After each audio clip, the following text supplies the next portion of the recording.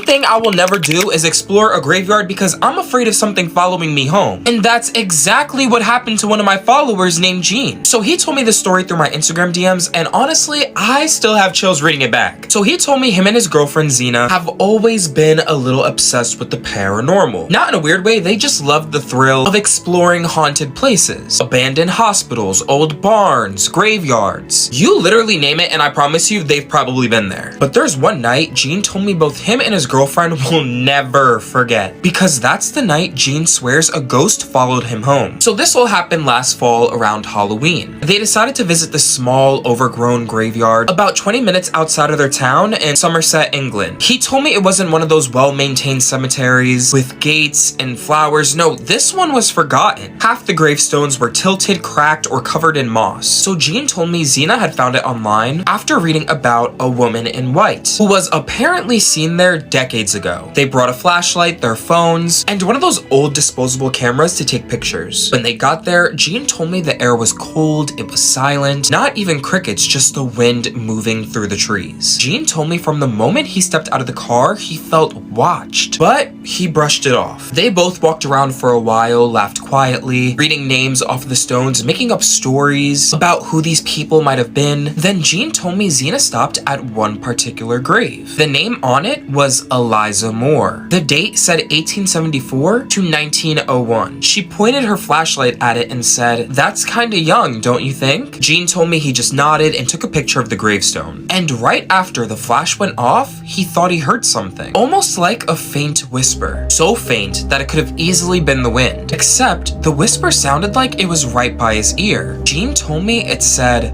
"Eliza." In that moment, he jumped, spun around, and said, "Did you hear that?" But he told me his girlfriend just shook her head no. So he ended up telling her what he heard, and she just laughed it off, just telling him that it was probably his imagination. But Gene told me he swore he felt something brush past his arm, cold and like static. So he told me they decided to head back to the car after that. But as they walked away, he glanced back one last time, and the flashlight flickered. For a split second, Gene told me he thought he saw a figure standing near the headstone. Pale, still, but when he blinked, it was gone. They drove home in silence, and Zena ended up putting on music to lighten the mood. But Gene told me he couldn't shake that feeling like something was sitting in the back seat, watching them. Fast forward, when they got home, they said goodnight, and Gene went to bed. And this is when things got extremely weird. Gene told me he woke up at around 3:07 to the sound of his phone buzzing. He looked at the screen, and it was from an unknown number. When he opened it, the message was blank, just an empty bubble. Then Gene told me his phone buzzed again, but this time it left a voicemail. When he played it, he told me he heard faint static. Then through the static,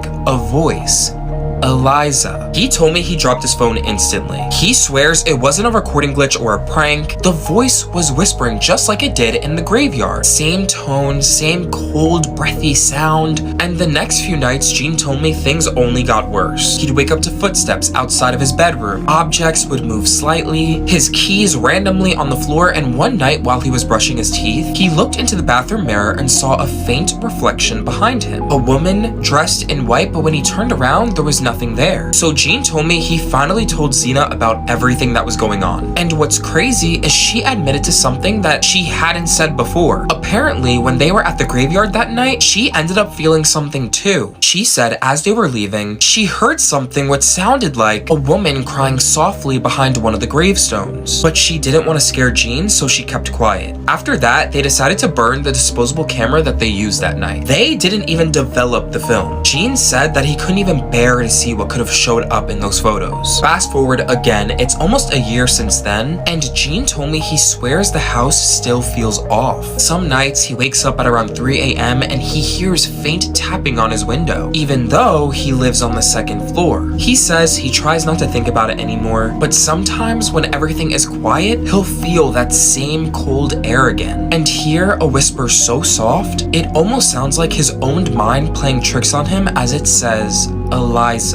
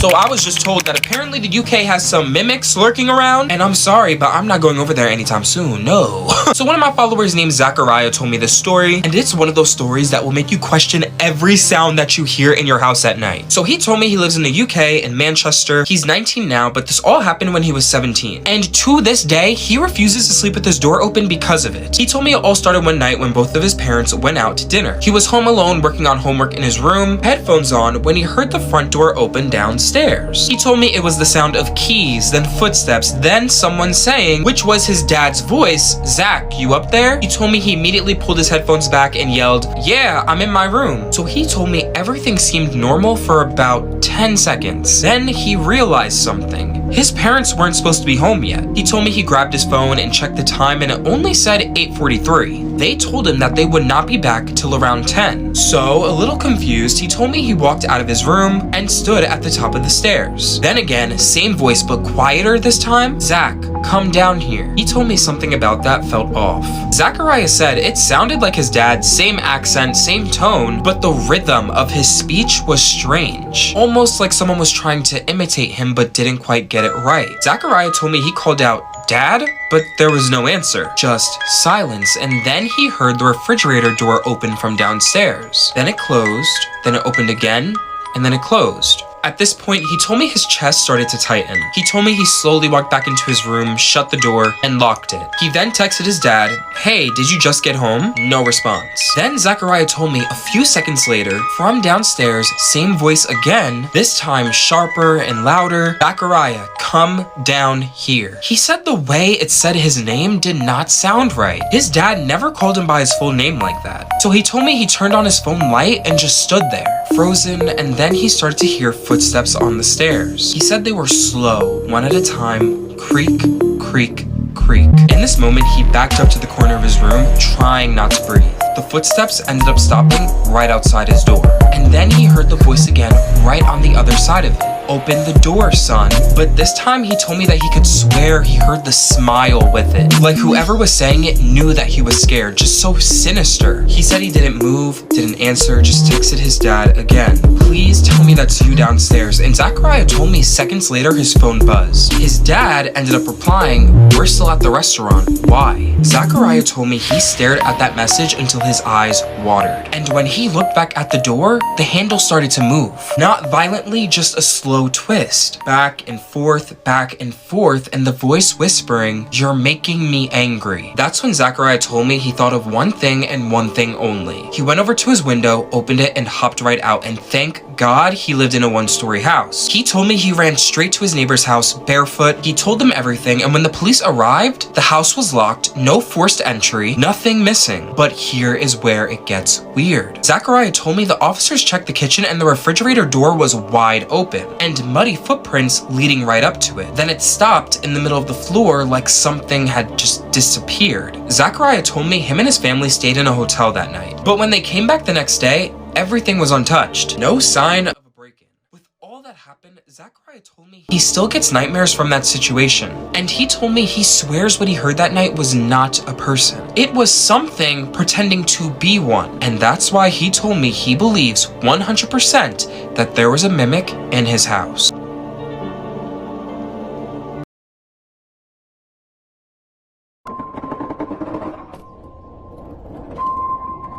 Looks like you missed your Spanish lesson today. You know what happens now.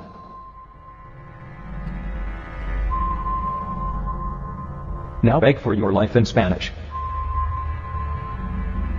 What's that? You are crying. Come on, don't cry. Just one more lesson until you can see your family again. Maybe this will motivate you.